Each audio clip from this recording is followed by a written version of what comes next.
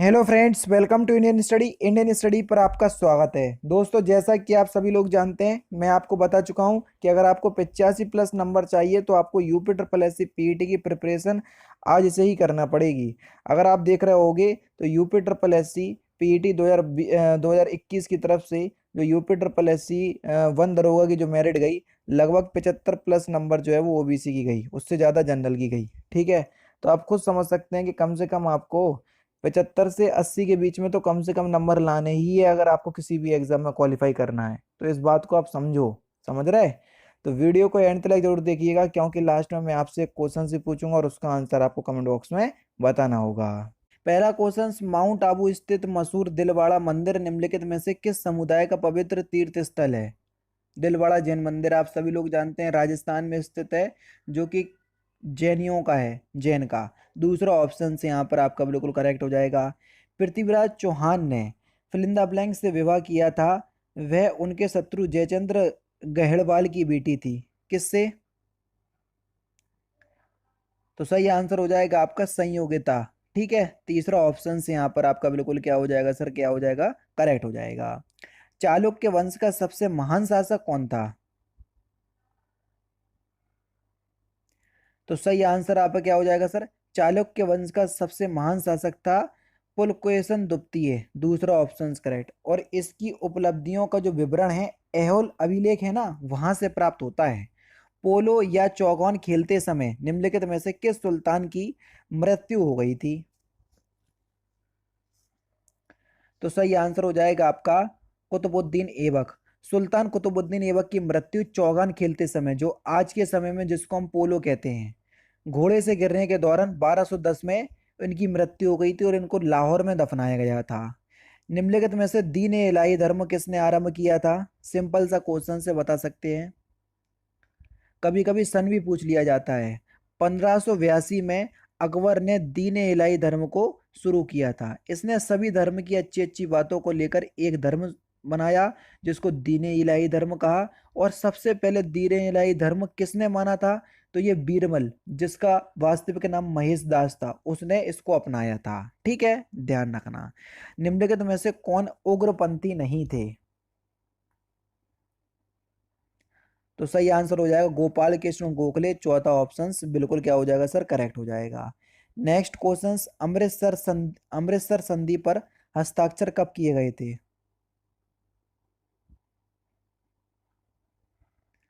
तो अमृतसर की संधि पर हस्ताक्षर कब किए गए थे? 1809 में।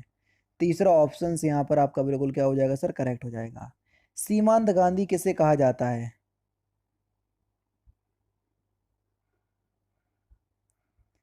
तो सही आंसर हो जाएगा आपका खान अब्दुल गफ्फार खां को। तीसरा ऑप्शन से यहाँ पर आपका बिल्कुल करेक्ट हो जाएगा, इसको सीमांत गांधी कहते हैं। निम्नलिखित में से किसने 1935 के अधिनियम के बारे में कहा था, एक कार जिसमें ब्रेक तो है पर इंजन नहीं? ये किसने कहा था? जवाहरलाल नेहरू। पहला ऑप्शन करेक्ट। गणेश महोत्सव का आरंभ किसने किया था?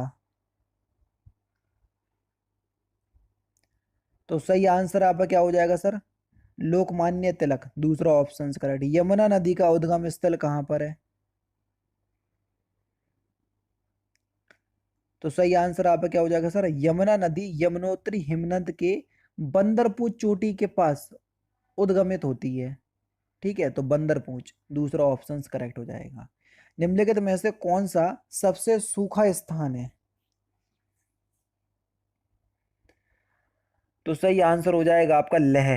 तीसरा ऑप्शन करेक्ट हो जाएगा। ठीक है, लेह भारत में सबसे कम वर्षा का क्षेत्र है, यह भारत का सबसे शुष्क स्थल भी है। नेक्स्ट क्वेश्चन से आपका सूची एक को सूची दो से मिलाना है। बढ़िया क्वेश्चन से, जल्दी बताओ।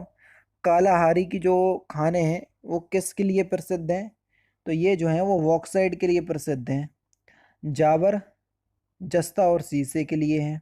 कोलार ये सोने के लिए है। और मोसाबानी तांबे के लिए है।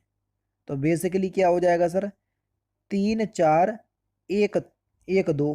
3 4 1 2 कौन से ऑप्शंस में दिया? तीसरे ऑप्शंस में। तीसरा ऑप्शंस बिल्कुल करेक्ट हो जाएगा। एकमात्र शीत मरुस्थल, तो सही आंसर हो जाएगा आपका लद्दाख। पहला ऑप्शन यहाँ पर आपका बिल्कुल करेक्ट। कौन सा? पहला ऑप्शन यहाँ पर आपका बिल्कुल करेक्ट हो जाएगा। नेक्स्ट क्वेश्चन, निम्नलिखित में से कौन सी नदी का उद्गम अमरकंटक से होता है? तो कौन सी नदी का उद्गम अमरकंटक से होता है? तो आपका सही आंसर हो जाएगा सर नर्मदा नदी, है ना। दूसरा ऑप्शन यहाँ पर आपका बिल्कुल करेक्ट। इससे पहले जो पीईटी हुआ था उसमें पूछा था कि किस नदी का मतलब कृष्णा नदी का उद्गम स्थल कहाँ पर है, तो वो महाकालेश्वर है, ठीक है। ये नर्मदा नदी। योजना अवकाश की अवधि का संबंध किससे है? पंचवर्षीय योजना से है। तो योजना अवकाश कब तक रहा था, ये आपसे पूछा था, जल्दी बताइए।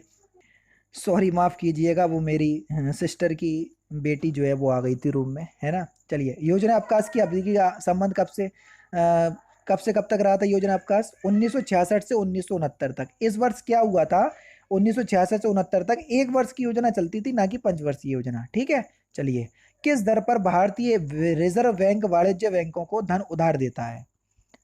तो किस दर पर देता है? रिवर्स रेपो रेट पर। तीसरा ऑप्शन बिल्कुल करेक्ट हो जाएगा। आपूर्ति वर्ग के साथ वक्र के साथ साथ चलने को फिल इन द ब्लैंक्स कहते हैं। आपूर्ति वक्र के साथ साथ चलने को क्या कहते हैं, जल्दी बताओ। आपूर्ति में विस्तार तथा संकुचन। चौथा ऑप्शन करेक्ट। देखो जे इकोनॉमिक्स का टर्म्स है ना। फिल इन द ब्लैंक्स शेष सौदा व्यापार सेवाओं और शेष विश्व से प्राप्त निवल अंतरण का योग होता है। चालू लेखा शेष सौदा व्यापार सेवाओं और शेष विश्व से प्राप्त निवल अंतरण का योग होता है। पहला ऑप्शन बिल्कुल करेक्ट। राज्यों में विधान परिषद के सृजन या समापन हेतु संविधान के किस अनुच्छेद में वर्णित प्रक्रिया के तहत किया जाता है? तो किस अनुच्छेद? तो आपका सही आंसर हो जाएगा आपका अनुच्छेद 169। बेसिकली यही पूछा है कि विधान परिषद का गठन किस अनुच्छेद के तहत होता है? अनुच्छेद 169 के तहत, ठीक है। तो यहाँ पर आपका चौथा ऑप्शन यहाँ पर आपका बिल्कुल करेक्ट हो जाएगा, ठीक है। नेक्स्ट क्वेश्चन तरफ बढ़ रहा है। कोई धन विधेयक लोकसभा द्वारा स्वीकृत हो जाने के पश्चात राज्यसभा इसे अधिक से अधिक कितने दिन तक अपने पास रोक सकती है? तो सही आंसर हो जाएगा सर 14 डेज, 14 दिनों तक। दूसरा ऑप्शन करेक्ट है। निम्नलिखित में से कौन संसद के दोनों सदनों में से किसी भी सदन की कार्रवाई में भाग ले सकता है? कौन? तो सही आंसर हो जाएगा आपका महान्यायवादी यानी कि अटॉर्नी जनरल। दूसरा ऑप्शन यहाँ पर आपका बिल्कुल करेक्ट। चुनाव याचिका पर निर्णय लेने का अधिकार किस में निहित है? तो सही आंसर हो जाएगा आपका चुनाव आयोग। चौथा ऑप्शन यहाँ पर आपका बिल्कुल करेक्ट हो जाएगा। राज्यसभा का पीठासीन अधिकारी कौन है?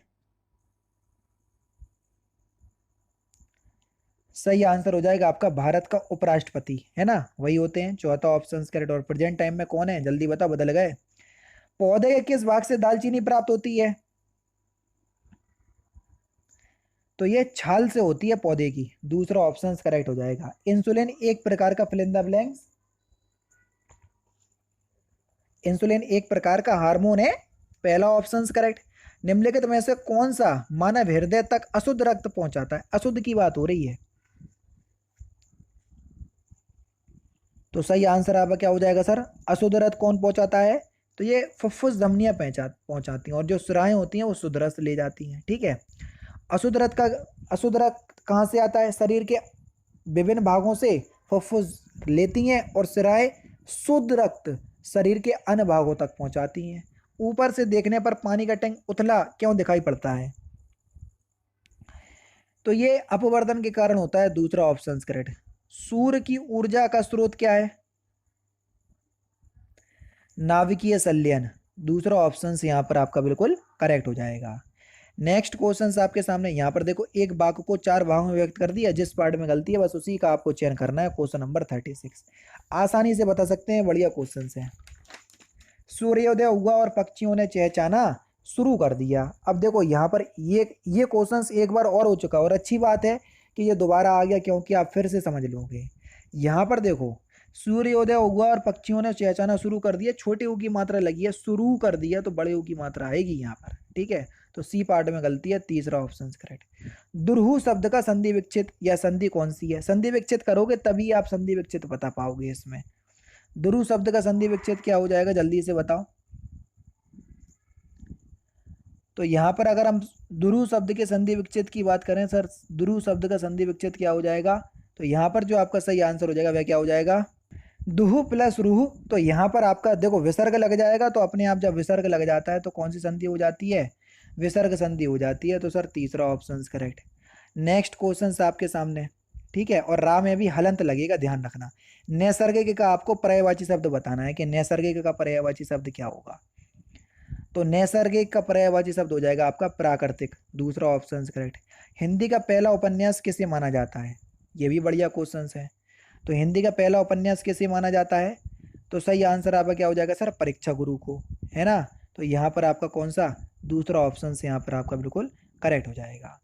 और लास्ट क्वेश्चंस के निम्नलिखित में से कौन सा एक युग्म जो है वो विपरीकारतक नहीं है, यानी कि जो एक दूसरे के विलोम शब्द नहीं है, वो आपको बताना है। तो दोस्तों ये थे आपके कुछ इंपॉर्टेंट क्वेश्चंस जो कि आपके आने वाले exam UP triple S C PET के लिए इंपॉर्टेंट हैं। एक बार फिर बोलूँगा, दूसरी वीडियो 1:15 पर, तीसरी वीडियो 6:30 पर, और चौथी वीडियो 8 बजे, और पाँचवीं वीडियो रात 11 बजे आएगी। तो आप ध्यान रखिएगा, ठीक है।